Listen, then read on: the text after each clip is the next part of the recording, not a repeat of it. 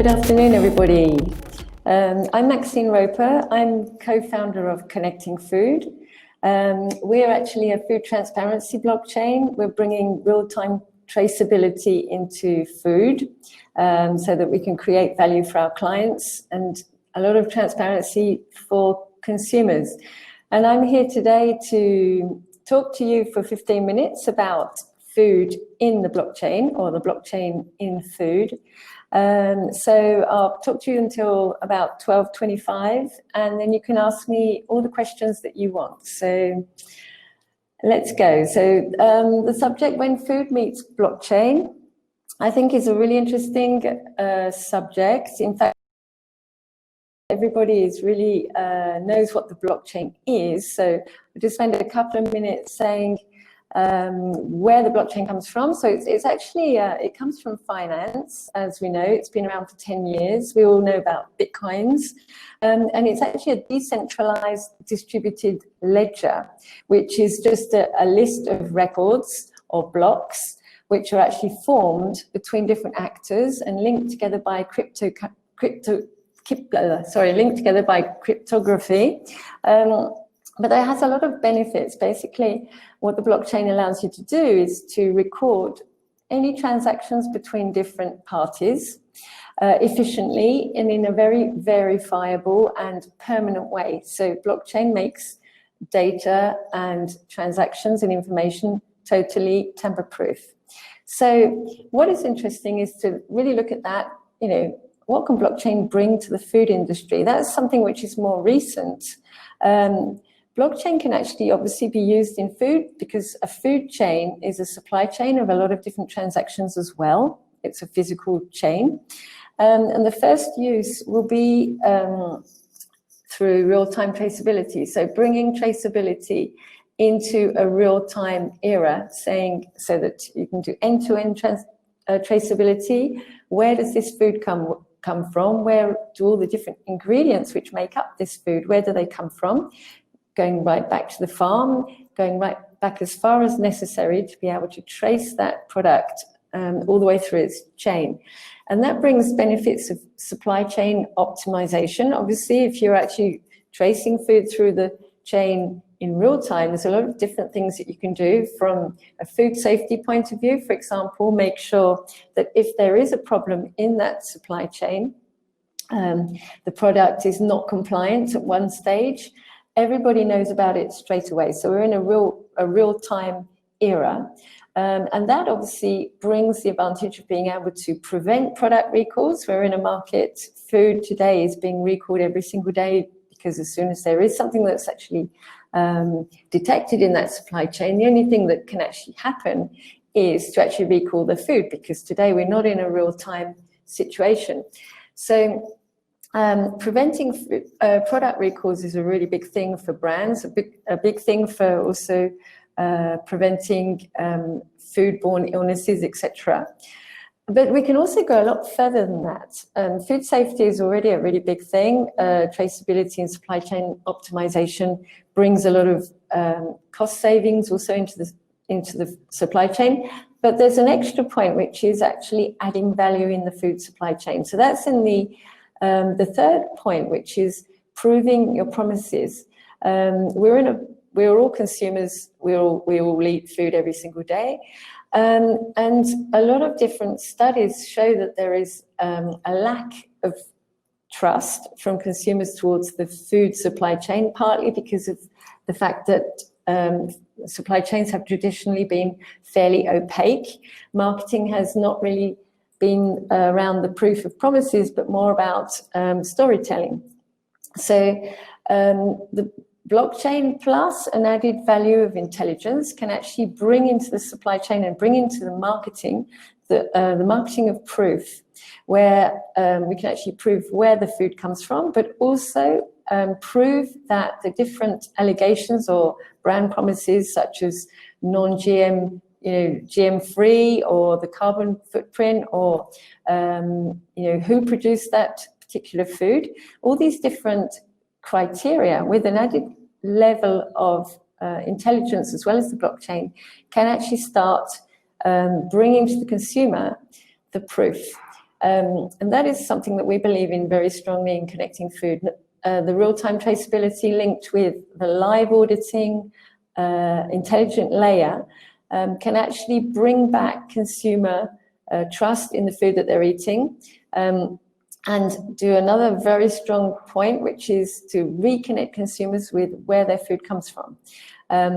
Obviously from the farm level, showing which farmers actually produce this particular food, which country it came from, what's the journey, and all the different promises that can be around that food item, and to do it batch by batch in real time. So there are a lot of all the sustainability promises also around the brand can also be measured and proven and shown in real time to consumers. So what we can see from this slide is that the blockchain has a lot of advantages in the food industry, going from cost saving, real-time traceability, food safety, preventing recalls, but also adding value to brands so that they can actually say, look, believe me, it's not me saying it, it's tech validated, it's the blockchain, and I can also prove to you all the promises that I've put on the pack, they really are being kept in every single product.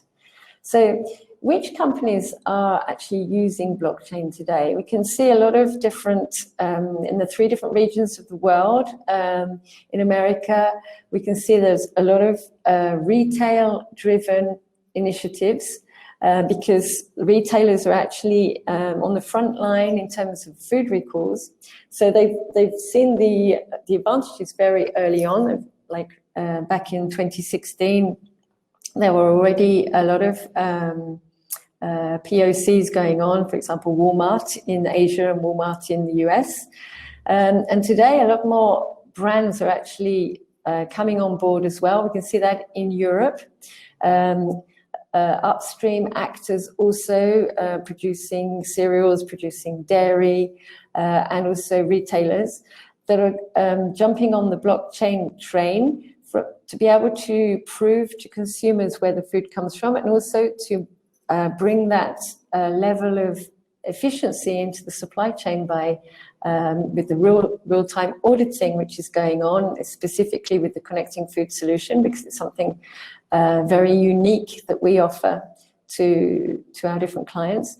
But also in Asia, a lot of blockchain initiatives as well, to prevent food fraud and to be able to check where the food is actually coming from, in face of different scandals that the Chinese consumers have actually been facing over the last few years. So a lot of food companies are using blockchain.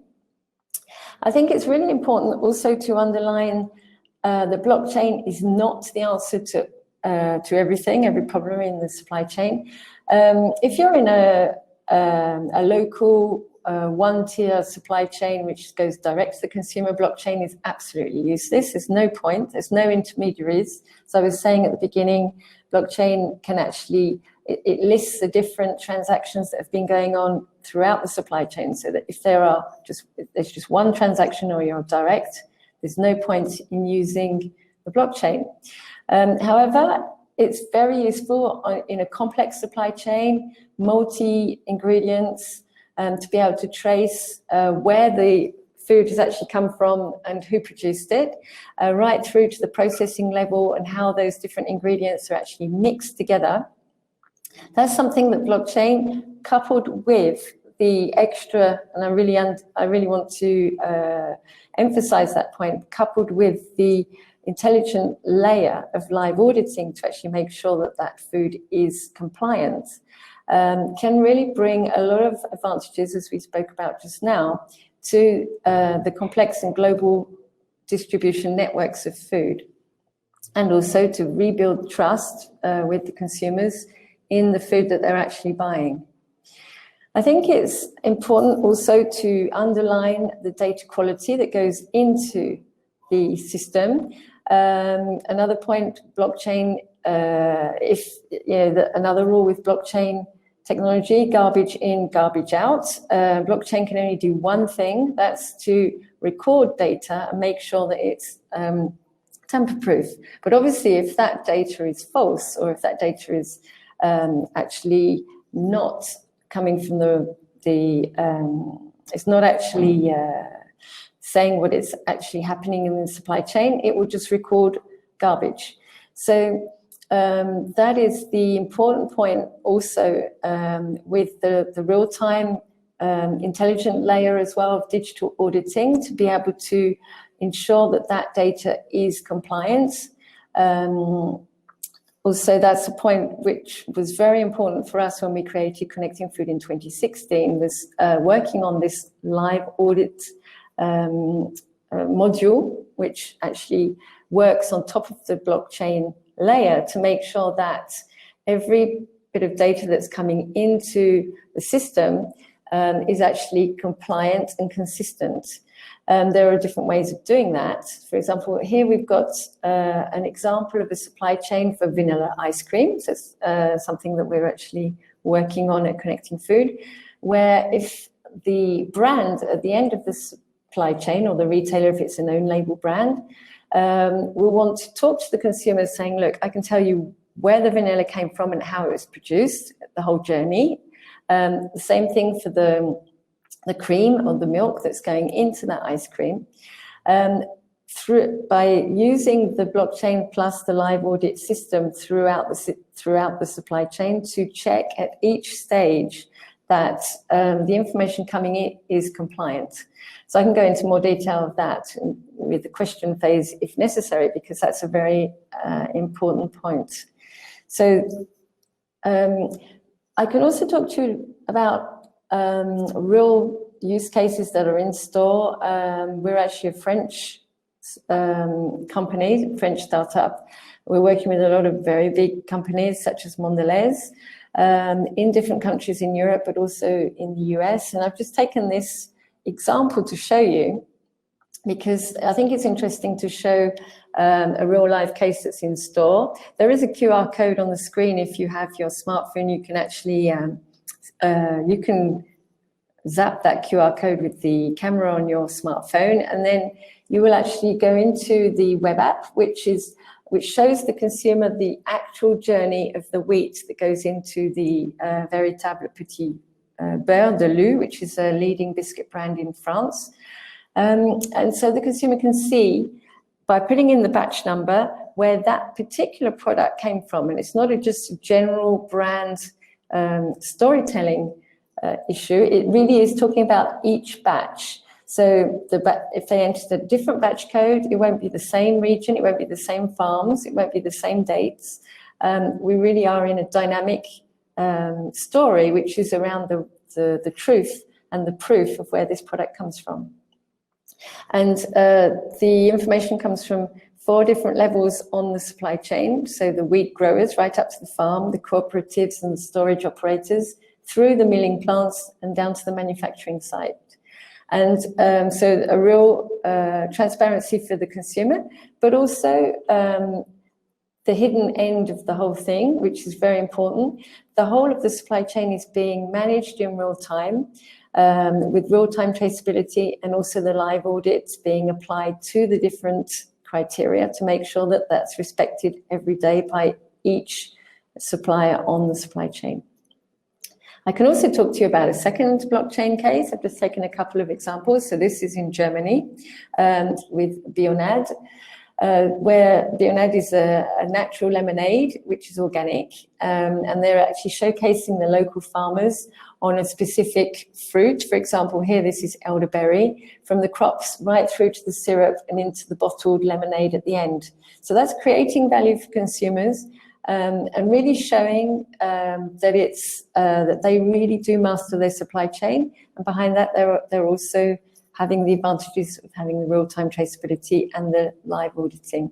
So blockchain is bringing a lot of different things into the food industry. It's also a question of networks, because obviously what is interesting is that the more suppliers and the more brands that are on the blockchain, the more information that there is available to be able to be shared. So a brand and a retailer, in the case of Connecting Food, for example, we do have a large number of processors on different food supply chains. It could be eggs, dairy, could be meat, could be cereals, could be a lot of other different products.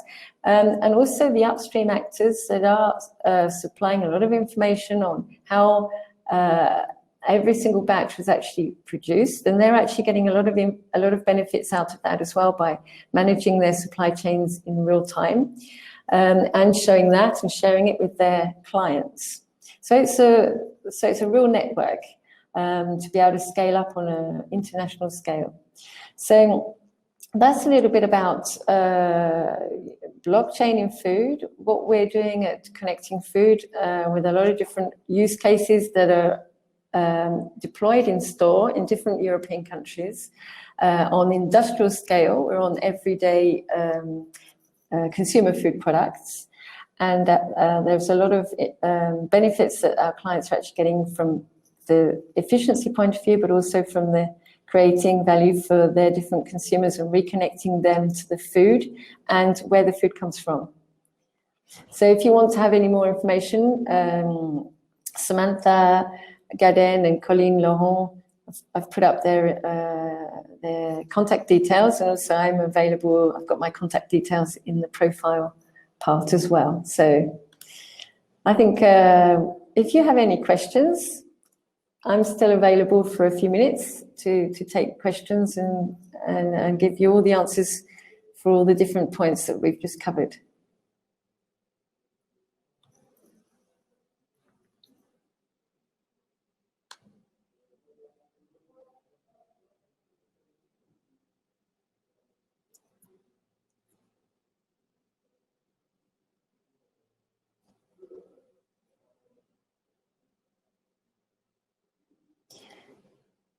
Yeah, I've got a question from Maddox. He's working on the project to achieve the CO2 in production. So I think that's interesting as well, because carbon footprints can be measured as well using this technology, using Connecting Food.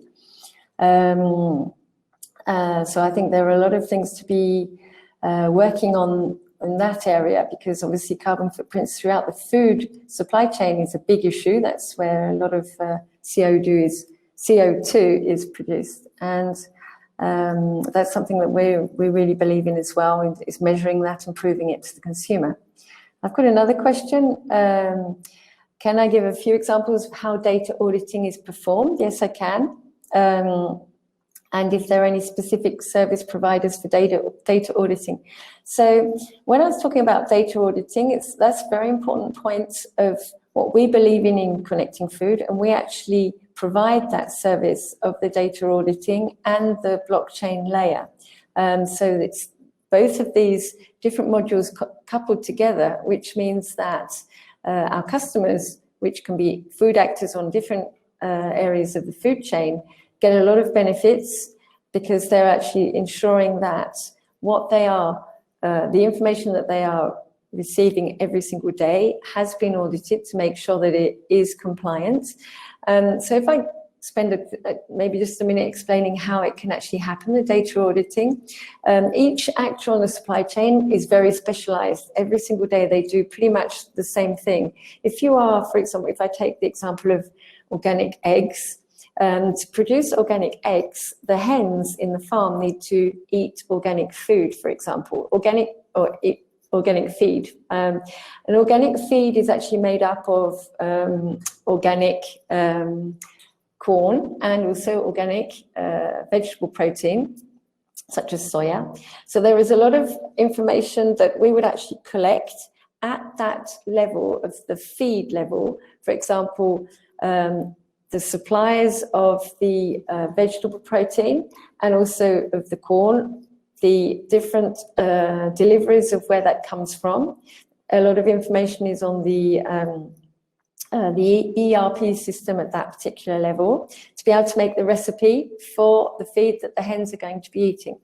And when that is actually delivered to the farm, we actually have that information to make sure that the feed being delivered is from that particular source.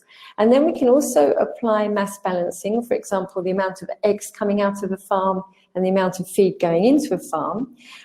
Because we're on a daily basis, obviously eggs are laid every single day. There are a lot of transactions and a lot of data flows on that. So there is a lot of information that can be read in real time and can actually be checked. And we can see if there are inconsistencies. For example, if there are there's 1.1 kilos of feed to do 1 kilo of eggs. If that actually starts deviating, we can raise an alert. And the second point is that we actually register all the certifications that are actually done on a yearly basis by the different food certifiers that will actually be certifying that the particular farm, the particular feed supplier is organic, but those certificates are out of date. And that's the second point, which is the real-time system will actually raise an alert saying the certificate will be out of date in 1 month's time, so that the different actors on the supply chain can anticipate that and not be caught out when it goes out of date, for example. Also, I've got another question. Yeah, the supply chain auditing is done digitally. Yeah, that's Samantha answering specifically so that the customers can actually have the double benefit of that. Another question, what is expected from the different actors in the supply chain in terms of entering data? And that's another point which is important. And one point is that myself and also the other co-founder, we both worked for over 20 years each in the food and beverage industry. And one point which is really important is if you want this system to work, you're not going to ask everybody to start changing the way they do stuff, because what is important is that traceability information and auditing information already exists in the supply chain. So it's not a question of inventing that information, it's a question of actually being able to have access to that information and reading it in real time. And the fact that that data is captured and read in real time brings a real advantage for each actor along the supply chain, cost benefits and efficiency benefits, and stopping product recalls and a lot of food wastage. So what we've actually seen is that each actor is very keen to participate, and because they see the return on investment very quickly. And the further we go down the supply chain, the more added value they're actually creating for consumers, as well as controlling the supply chain and making it safer, and making the quality higher. So in terms of how we actually capture that data, there are a lot of different ways of doing it.